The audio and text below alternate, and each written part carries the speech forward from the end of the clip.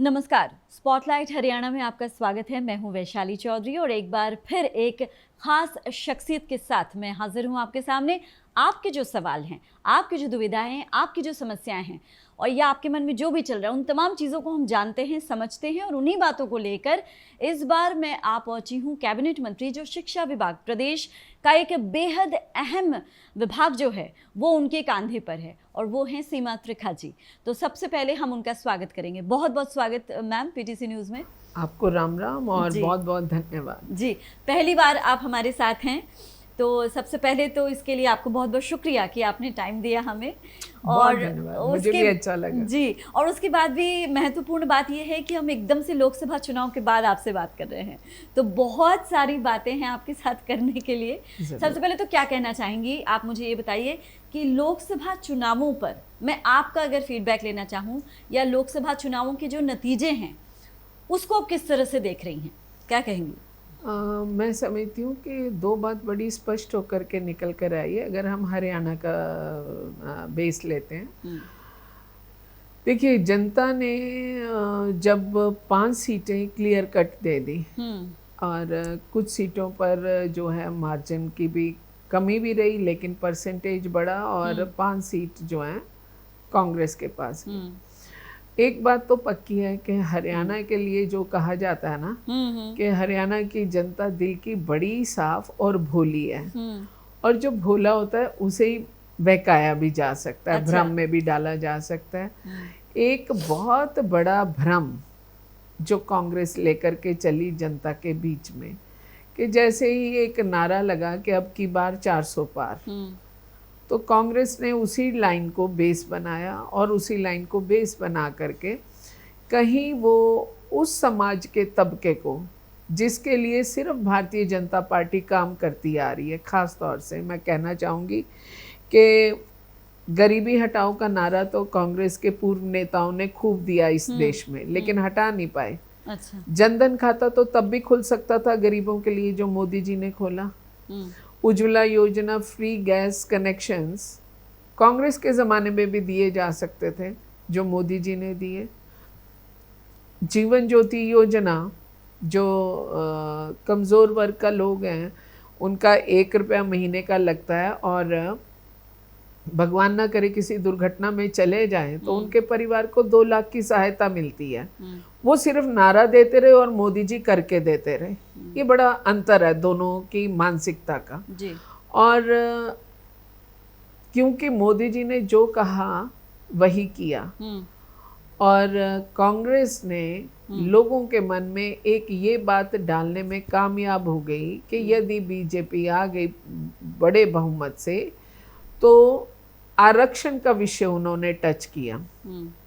जबकि आरक्षण का विषय मैं समझती हूँ कि अभावग्रस्त व्यक्तियों के लिए है, जातिगत आरक्षण के लिए है। उसमें मोदी जी और मनोहर जी की जोड़ी ने जम करके उनकी सेवा का काम किया, पर फिर भी लोगों को बहका दिया गया कि भाई मतलब वही तो बात है, संविधान में छेड़छाड़ करेंगे और उस भावना को लोगों ने आत्मसात कर लिया कहीं ना कहीं।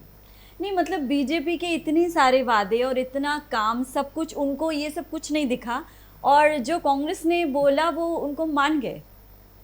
मैं एक बात समझती हूँ, देखिए जो आदमी परिवार में जीता है उसे मालूम है वो अगर दिन रात कहीं झूठ भी बोल रहा है ना तो वो सिर्फ पेट की वजह से बोल रहा होता है, उस रोटी की वजह से या औलाद की वजह से वो व्यापार कर रहा है, नौकरी कर रहा है।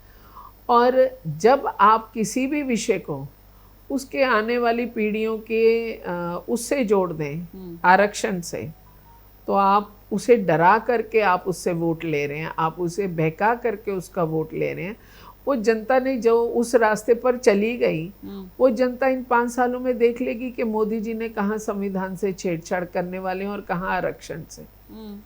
और हरियाणा के आदमी को तो वैसे भी जागरूक होना चाहिए कि पूरे भारतवर्ष में इकलौता हरियाणा ऐसा प्रदेश है जिसको मनोहर जी ने गरीबी रेखा 1,80,000 तक करी।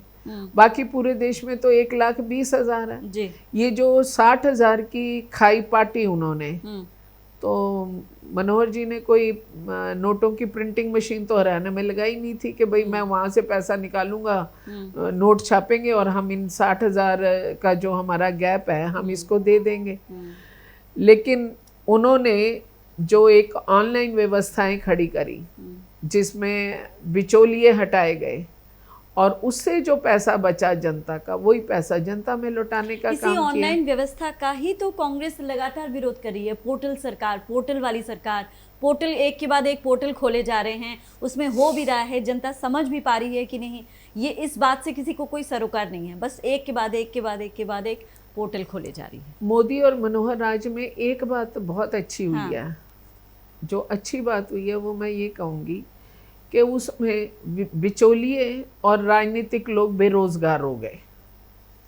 बाकी जनता को बिना खर्ची बिना पर्ची के रोजगार मिला, पर ये जो बिचौलियों की भूमिका राजनीतिक लोग अदा किया करते थे और उनके जो साथ चलने वाले सो कॉल्ड उनके खास राइट एंड लेफ्ट हैंड जी, वो सब बेरोजगार कर दिए मोदी जी ने और मनोहर जी ने। अच्छा। तो फिर उसका असर कहीं तो दिखना था, क्योंकि वो लोग होते हैं जो बहकाने का काम करते हैं। अगर ऑनलाइन का फ़ायदा ना होता तो आज हर किसान अपनी फसल का ब्यौरा ऑनलाइन दे रहा है और उसे साथ के साथ ही उसका मुआवजा या जो कीमत है, जो उसकी सुविधा उसको मिल रही है। मतलब उसको लोगों को फ़ायदा मिला, लेकिन वो फ़ायदा जो है वो जनमत में, या यूं कहूं कि जब मतदान हुआ उसमें कन्वर्ट नहीं हो पाया। यानी फ़ायदा हुआ लेकिन लोगों ने फिर भी इस फ़ायदे को मंजूर नहीं किया और आगे जाके बीजेपी का मैं इस चीज़ को और भी तरीके से लेती हूँ, हाँ। और भी तरीके से लेती हूँ। आप जैसे ऑनलाइन आपने जिसे हम डायरेक्ट बेनिफिशियरी ट्रांसफ़र बोलते हैं, है ना, आज अगर 3,000 पेंशन है तो आज कोई भी किसी के हिस्से का अंगूठा लगा करके पेंशन नहीं लेके अपनी जेब में जा सकता। आज जिसके पास है उसके खाते में पहुंच रही है। लेकिन सबसे बड़ा विषय जो मुझे लगता है वो मुझे लगता है रिजर्वेशन का रहा। हरियाणा जो है ना मल्टीपल टैलेंट, और हरियाणा भारत का बड़ा इम्पोर्टेंट प्रदेश है। और क्योंकि राजधानी के चारों तरफ घिरा होने की वजह से कि हमने दिल्ली घेर रखी है, तो यहाँ पर नौकरियों के भी आयाम बहुत हैं और इसलिए एक किस्म का छोटा भारत भी बसता है हमारे पास। और इन्हीं नौकरियों पर ही तो कहीं ना कहीं कथित तौर पर जो विरोधियों का या विपक्षी पार्टियों का आरोप है बीजेपी पर कि नौकरी, पर्ची खर्ची, ये सब। हालांकि मनोहर लाल जी ने, जो पूर्व मुख्यमंत्री हैं हमारे, उन्होंने हमेशा ये दावा किया कि पर्ची खर्ची की जो सरकार चलती थी वो उन्होंने बंद कर दी।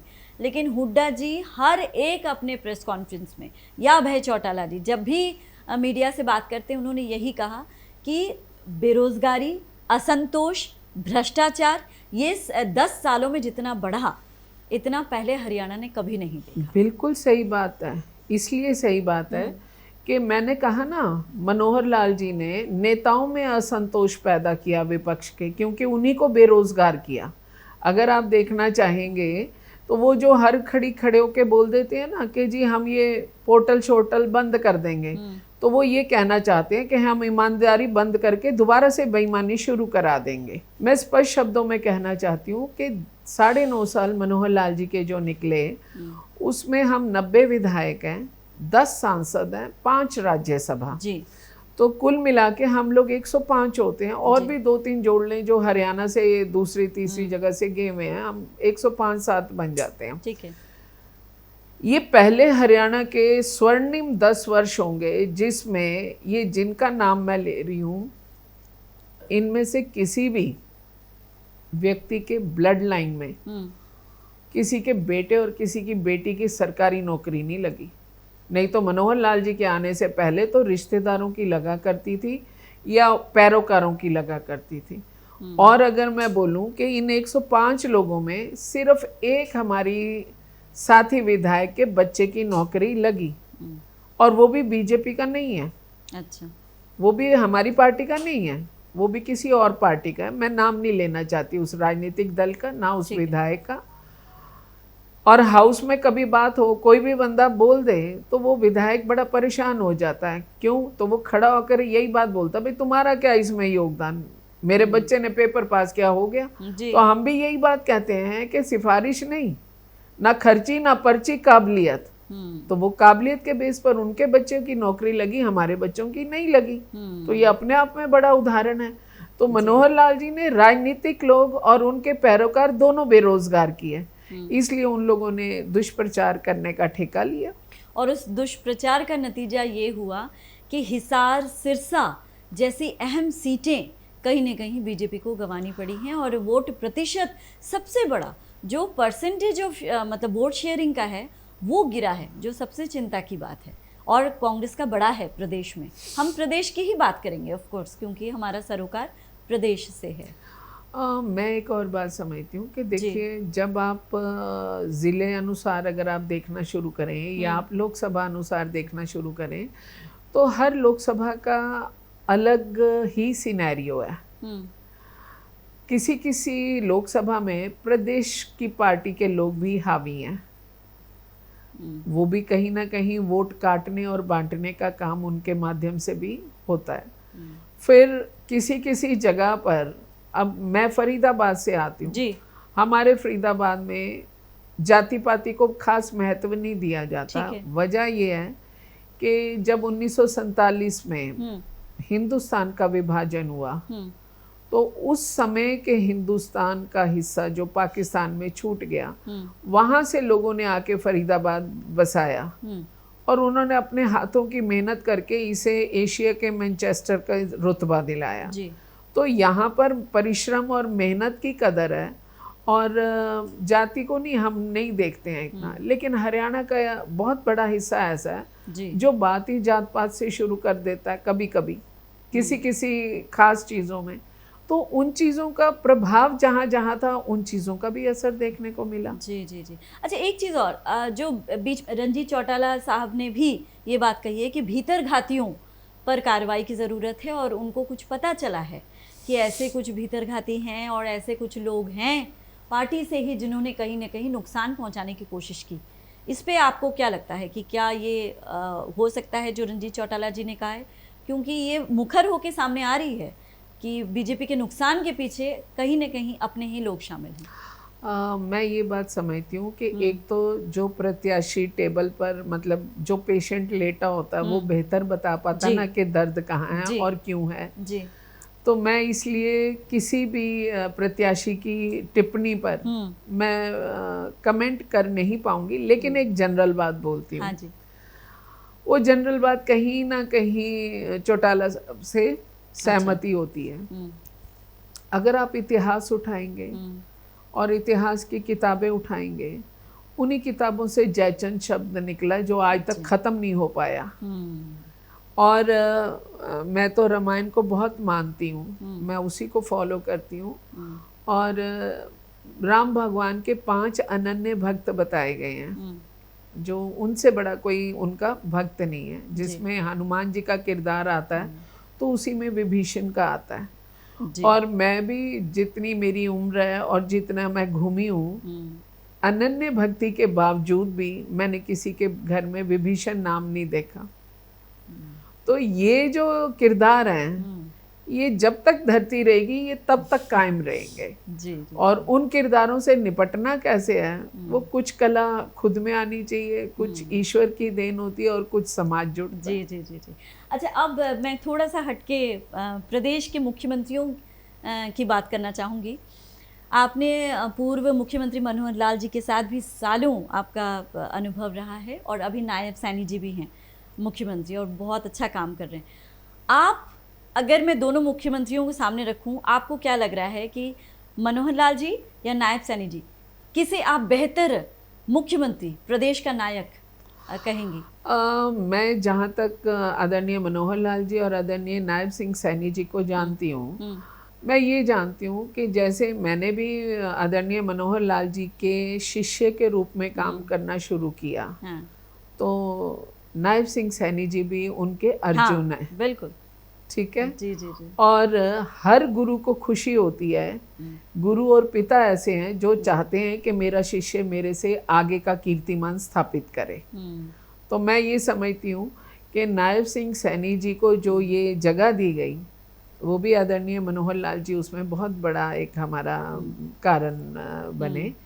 और मैं समझती हूँ कि जो उन्होंने ये जगह दी तो उन्होंने बहुत कुछ सोच समझ करके दी होगी कि ये नए कीर्तिमान ये स्थापित करने के लायक है और ये आगे बढ़ेंगे भी और करेंगे भी। 90 दिन का समय है, 90 दिन में एक चुनाव लड़ चुके हैं और आने वाले दूसरी चुनाव की भी तैयारी कर रहे हैं। बिल्कुल, उसी पर तो और आना था। जी जी। पूरे प्रदेश में दोनों की जोड़ी लोकसभा चुनावों की रैलियां करते करते हर जगह घूमी दौड़ी, गलों में से आवाज निकलनी बंद हो गई। जी। तो ये एक जो गुरु शिष्य का कॉम्बिनेशन है, ये आपको भाजपा में देखने का मिलेगा। बाकी पार्टियों में तो पिता पुत्र कॉम्बिनेशन मिलते हैं। हम लोग मैं पिता पुत्र, हरियाणा में भी पिता पुत्र कॉम्बिनेशन बहुत सारे हैं, लेकिन अकेली भाजपा है जिसमें पिता पुत्र नहीं है। इसमें गुरु शिष्य परंपरा को हम फॉलो करते हैं।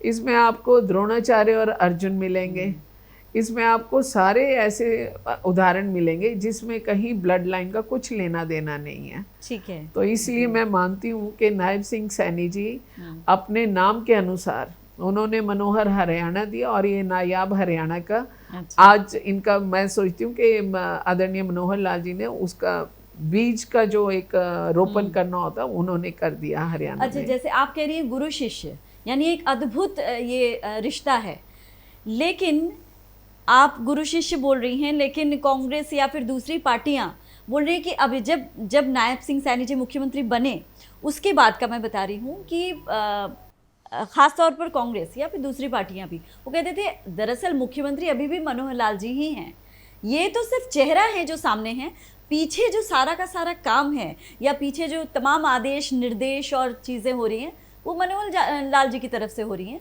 तो वो एक कठपुतली हैं। तो इस तरह से कहा जाना आपको कितना सही लग रहा है? नहीं, मैं इसमें दूसरी बात जोड़ना चाहूँगी। हाँ।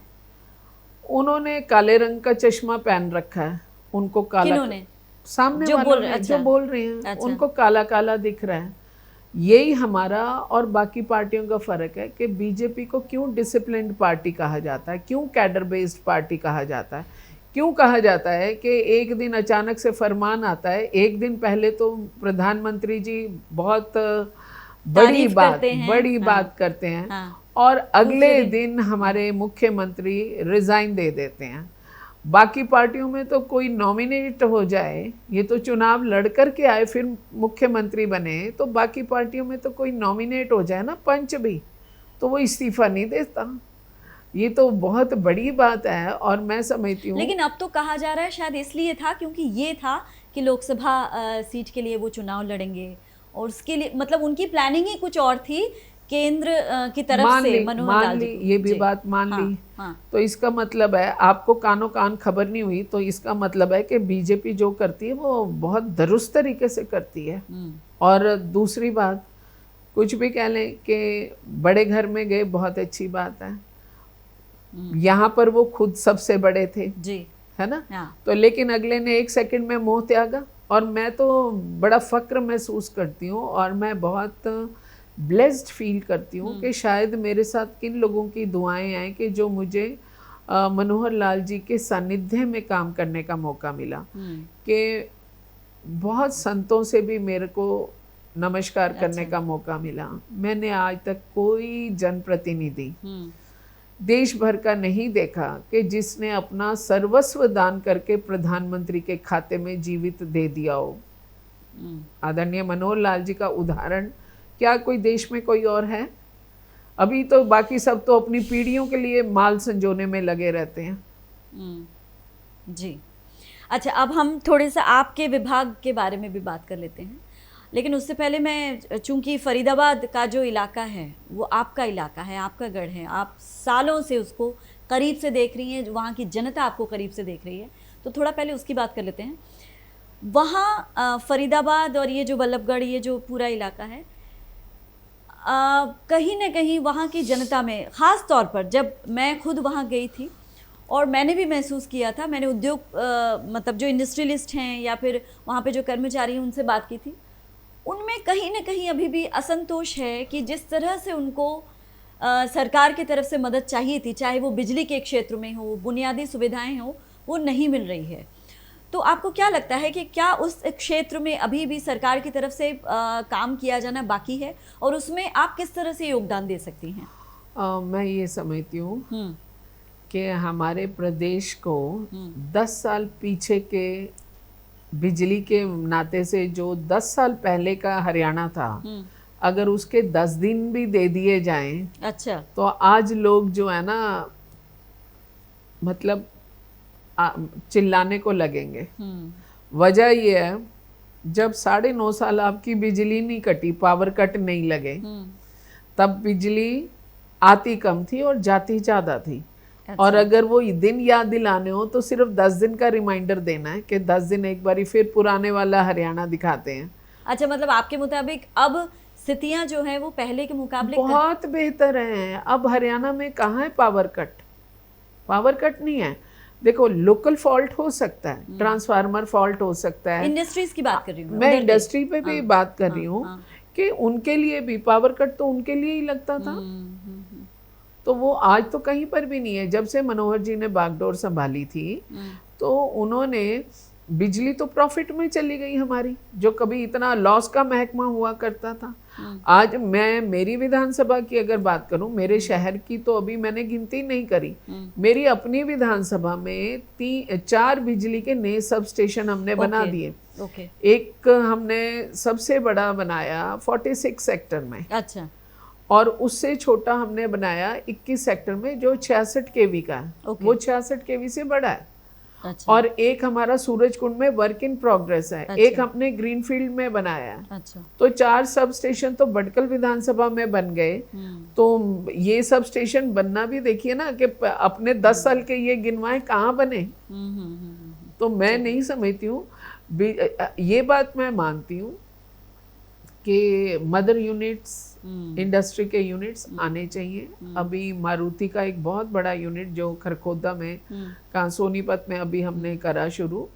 और दूसरी चीज़ क्या है कि कुछ चीज़ों में हम सबको समझना होगा। हम लोग क्योंकि दिल्ली के साथ लगते हैं जी, और बिल्कुल राजधानी के बिल्कुल साथ हैं, और आज राजधानी के साथ रहने से और डेवलपमेंट होने से ज़मीनों की कीमतें आसमान को छू रही हैं, ठीक है, जो कि अक्सर इंडस्ट्रियलिस्ट के लिए थोड़ा सा मुश्किल हो जाता है। तो फिर भी सरकार प्रयासरत है, बहुत सारे MOU साइन भी हुए हैं और विदेशी लोग भी इन्वेस्ट करने को आगे आए हैं। तो ऐसा नहीं है। अच्छा। पर वो दिक्कत यही है ना, क्योंकि इनके लिए बेरोजगारी है, तो वो अपनी बेरोजगारी को रोते हैं, दूसरे को नहीं। जी जी। अच्छा, अब हम शिक्षा विभाग की बात कर लेते हैं। एक बहुत अहम जिम्मेदारी चूंकि आपके पास है, और इससे पहले हालांकि कंवरपाल जी पूरी तरह से शिक्षा विभाग मतलब शिक्षा मंत्री ज़रूर थे, लेकिन हायर एजुकेशन और इन सब का मसला अलग अलग था। तो अब आपको विरासत में या उनसे अगर मैं कहूँ क्या मिला, और इसको आप किस तरह से आगे बढ़ाना चाहेंगी, और आपको क्या लगता है कि इस विभाग में और अभी क्या कुछ किए जाने की ज़रूरत है जो पिछले सालों में नहीं हुआ है, या फिर आप संतुष्ट हैं कि नहीं बहुत अच्छा काम हुआ है अभी? नहीं, मैं तो 2 बात जानती हूँ कि टीम लीडर पे बहुत कुछ डिपेंड करता है जी। हरियाणा के टीम लीडर के नाते ये जिम्मेवारी गई आदरणीय मनोहर लाल जी पे, और मनोहर लाल जी ने इसको 14 वाली बारी में दिया श्री रामविलास जी को, और दूसरी बारी में ये जिम्मेवारी दी गई कंवरपाल जी को। और मैं सोचती हूँ हमारे टीम लीडर की दूरदृष्टि की वजह से टीचर ऑनलाइन ट्रांसफ़र पॉलिसी 6 महीने के अंदर बनकर लागू की गई। अपने आप में एक बहुत बड़ी चीज़ है ये, और जिसको देश के प्रधानमंत्री ने सराहा और बहुत सारे राज्यों के लोग इसे स्टडी करने आए। ठीक है। तो मैं समझती हूँ कि काम बहुत अच्छे हुए। फिर उसके बाद में बेटियों के लिए कॉलेज और बेटों के लिए भी हर ज़िले में कॉलेज की व्यवस्था उचित हो, स्कूल को भी इन नज़रियों से देखा गया, और स्कूलों के लिए भी बहुत अच्छे काम किए गए। मॉडल संस्कृति स्कूल हम लेकर के आए, जो कि एक आम घर के बच्चे को CBSE से बिल्कुल नॉमिनल पैसों से शिक्षा के साथ जोड़ करके पूरा उसको कंप्लीट करते हैं। वहीं दूसरी तरफ जब कोरोना चला जी जी, तो कोरोना में आप देखिए कि टैबलेट का वितरण जो किया गया हमारी तरफ से, और जो टैबलेट बांटे गए, हरियाणा पहला प्रदेश था जिसने टैबलेट्स बांटे और बच्चों तक पहुंचाए गए, और आज भी बच्चे उसे इस्तेमाल कर रहे हैं। बहुत अच्छे काम हुए, मैं मानती हूँ। और लेकिन एक बात ये होती है कि सैचुरेशन कभी नहीं बननी चाहिए। अगर सैचुरेशन बन जाएगी वो तो काम रुक जाएंगे।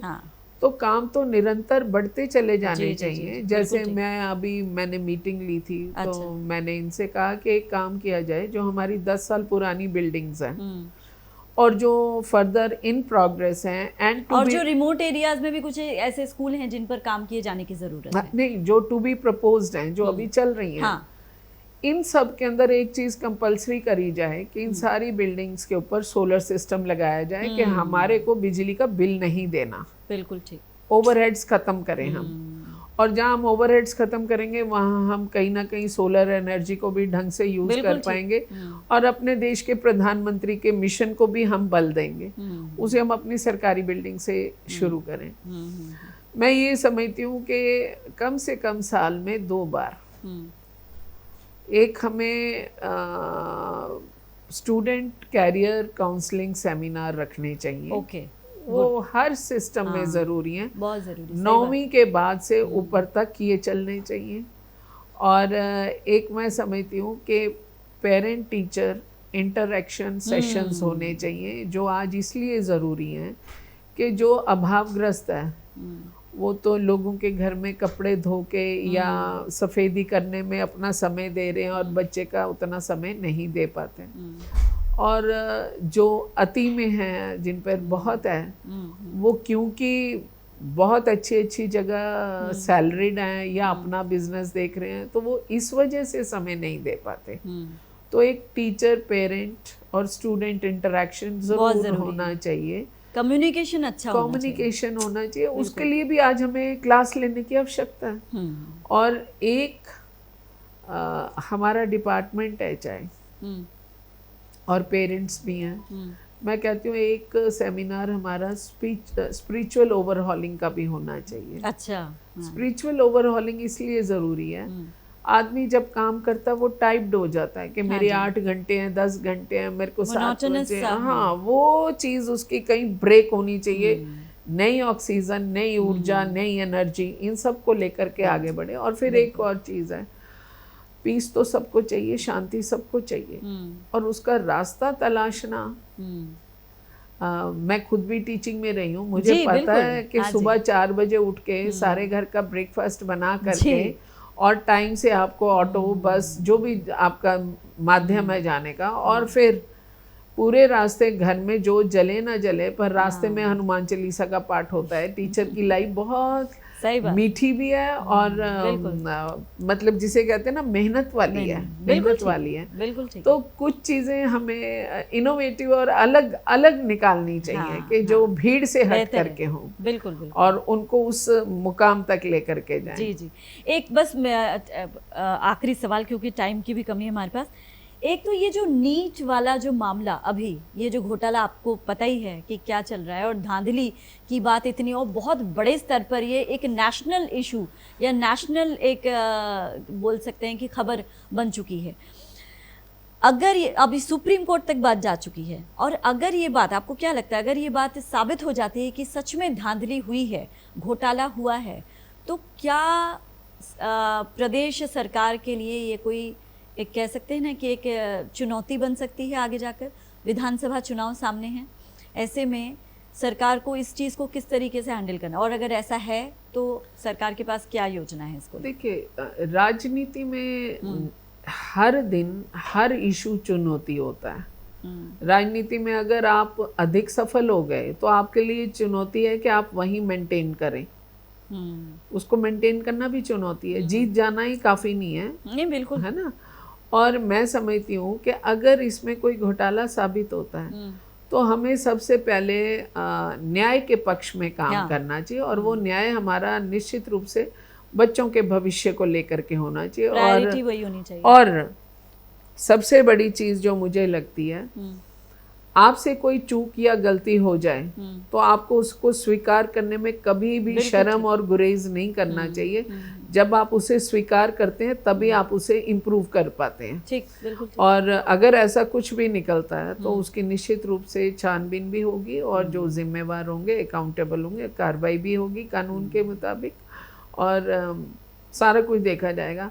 पर बीते कुछ वर्षों में जी एक चीज़ जो मैंने क्या सभी ने नोटिस करी कि हम 0.2 मार्क्स से भी रह जाते हैं, और कंपटीशन हमारा इतना ज़बरदस्त हो चुका है कि एक बच्चा 97.6 मार्क ला रहा है और एक बच्चा 96.8 मार्क ला रहा है, तो वो 0.8 वाले को जगह मिल रही है, 0.6 वाले को नहीं मिल रही है, जबकि 0.5 के बाद में राउंड कर दो तो सारे नेक्स्ट डिजिट पे चले जाते हैं। बिल्कुल ठीक।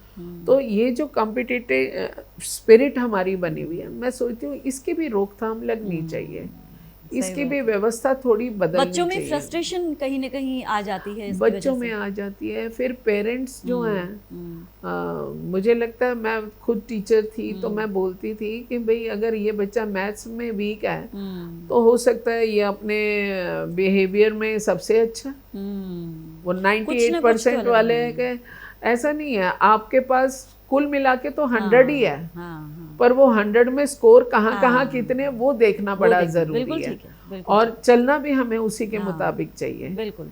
तो नीट का भी वैसे गजब ही हो गया ये भी काम जो है कि भाई इतने नंबर आना और जगह ना मिल पाना। अच्छा, मेरा आखिरी सवाल आपसे, हालांकि बिल्कुल इससे हटके है, हम दिल्ली की तरफ थोड़ा चलेंगे। कल जो जल मंत्री हैं दिल्ली की, आतिशी, उन्होंने एक प्रेस वार्ता की और उन्होंने प्रेस वार्ता करके सीधे सीधे हरियाणा सरकार पर आरोप लगाए। वो सीधे सीधे ये कह रही हैं कि दिल्ली में चूंकि पानी की बहुत ज़्यादा आजकल किल्लत चली, अलग अलग जगहों पे, हमारे पास भी खबरें आ रही हैं। उनका ये आरोप है कि हरियाणा सरकार जो है वो जानबूझ के और बिल्कुल जिसे बोलते हैं डेलिबरेटली, उन्होंने ऐसे ही बोला है, दिल्ली को पानी की सप्लाई कम कर रही है या नहीं दे रही है, या जितना देना चाहिए जो एक तय मापदंड है उससे कम दिया जा रहा है, और ये जानबूझकर किया जा रहा है। और अब दिल्ली की जनता हरियाणा सरकार की इस मंशा को समझ चुकी है। तो आप इस आरोप को, क्योंकि बहुत बड़ा आरोप है, कि उन्होंने साथ में ये भी कहा कि हिमाचल सरकार उसमें राजी है, वो सिर्फ इतना चाहती है कि हरियाणा, चूंकि ये पानी जाएगा वाया हरियाणा सरकार इसमें बाधा बन रही है। क्या कहेंगे आप? मैं आतिशी जी को ना बहुत अच्छी और इंटेलिजेंट लीडर मानती हूँ, और पर वो अपने नाम के अनुरूप है, थोड़ी आतिशी ज़्यादा ही है। अच्छा। तो मैं ये बात कहना चाहती हूँ कि पानी का विषय जो है ना वो मेरा और तेरा नहीं है, पानी का विषय हमारा है जी। एक तो इस चीज़ से बाहर निकलने की आवश्यकता है। दूसरी, पानी के लिए हमें, जैसे याद होगा जब हम अपने स्कूल में पढ़ते थे तो ग्रीन रेवोल्यूशन की बात होती थी, 1947 के फ्रीडम मूवमेंट की बात होती थी। तो आज वाटर मूवमेंट और वाटर रेवोल्यूशन चाहिए इंडिया को, बिल्कुल इंडिया को चाहिए। और क्या हम अपनी स्टेट में, हर ज़िले में, हर विधानसभा में, हर वार्ड में वाटर हार्वेस्टिंग के लिए कुछ कर रहे हैं? ये हमें सोचने की ज़रूरत है। मैं हर जगह एक बात बोलती हूँ, आज हम अपने बड़ों के श्राद्ध करते हैं तो हम पानी का लोटा लेकर के बैठते हैं। जब तक हमारी बारी आएगी तब कैंपा की बोतल रखेंगे हमारे बच्चे, क्योंकि पानी होगा या नहीं होगा। हमें हमारे पूर्वजों से जितना मिला हमने उसको आगे बढ़ाया नहीं है, हमने उसको कम किया है। एक तो इसके ऊपर मेरा तेरा छोड़ करके हमारा विषय लेकर के हमें इसको आगे बढ़ाना है। उसमें सभी लोग शामिल हैं, दिल्ली, पंजाब, हरियाणा, पूरा भारत शामिल है। और ग्लोबल वार्मिंग के लिए मुझे कहने की ज़रूरत नहीं है, आज हर टीवी चैनल का बहुत बड़ा विषय है। एक बात मैं जोड़ती हूँ आतिशी जी के बात से, हम सदियों से हरियाणा लड़ रहा है पंजाब से जी पानी के लिए, जी SYL के लिए। बिल्कुल। अगर आप बाबा साहेब की तस्वीर लगा लेते हैं अपने ऑफिस में, आप भगत सिंह जी को जगह देते हैं, बहुत अच्छी बात है। पर ना तो आप में बाबा साहेब का किरदार आया और ना भगत सिंह जी का आया। आज तक आप पंजाब से, आप ही की सरकार है, आप ही मुख्यमंत्री हैं, तो पानी का SYL का क्यों ना पूरा करके दे सके हमें, जब सुप्रीम कोर्ट का ऑर्डर है। बाबा साहेब ने तो सबको समान अधिकार देने की बात करी। उन्होंने जो शोषित है उसको पहले पूछने की बात करी। जब शोषित को पहले पूछना है तो ज़रूरत तो सभी की है। और दूसरी बात, भगत सिंह जी ने तो खुद की शहादत दे दी थी, तो आम आदमी पार्टी तो दूसरों की शहादत लेने पे आमादा है, चाहे आप दिल्ली देख लें और चाहे आप पंजाब देख लें। तो मेरा तो ये सोच है कि मैं भी खुद को भी उसमें शामिल कर रही हूँ कि मेरे तेरे से निकल करके हमारी बात करें और हम बन करके आने वाली जनरेशन्स के लिए हमें सबको मिलकर एकजुट होकर के काम करना है।